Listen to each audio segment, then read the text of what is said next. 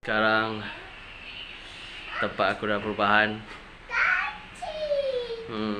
Pak. Tu berubah. Ni orang cakapnya. Cahaya yang agak terang. Selamat datang ke daily vlog yang keberapa entah, 20 rasanya. Cerah. Intro.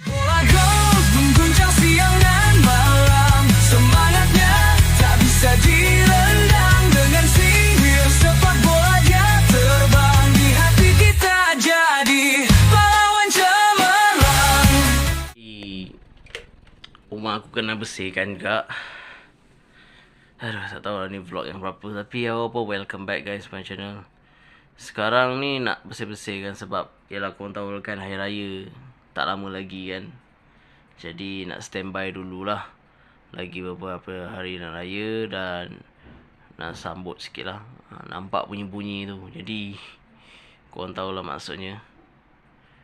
Dan mostly memang hari raya kita akan bersihkan rumah. Aku tak nak tunjuk. Bersepah kau tahu, bersepah. Memang bersepah. Tengok. Jadi tak tahu lah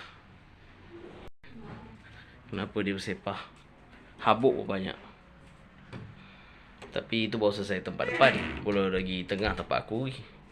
Tempat aku dah settle katanya. Tak tahu lah guys. Wallahu alam. Baru selesai.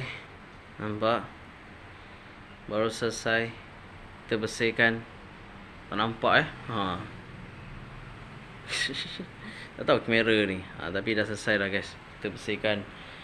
Okay, settle. Tapi ni tempat lama aku buat konten lah. Tadi guys baru lepas mandi oi. Aku puasa guys Aku puasa. Tapi itulah. Cakap hari ni memang penat lah. Aku sibuk bersih semua. Dan yap, aku harap ada bunyi. Aku harap aku lebih rajin lagi pada bulan puasa ni. Tapi penat doh hari ni, penat.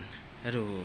Sekarang aku nak bergerak untuk pergi ke bazar.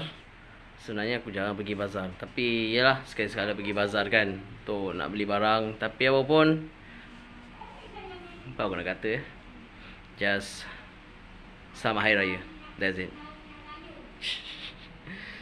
Raya nak dekat lagi. Nanti aku balik, aku nak charge phone aku. Terima kasih semua untuk menonton vlog kali ni. Walaupun agak slow sikit hari ni, tapi aku tetap post untuk korang semua. Dan yap, that's it.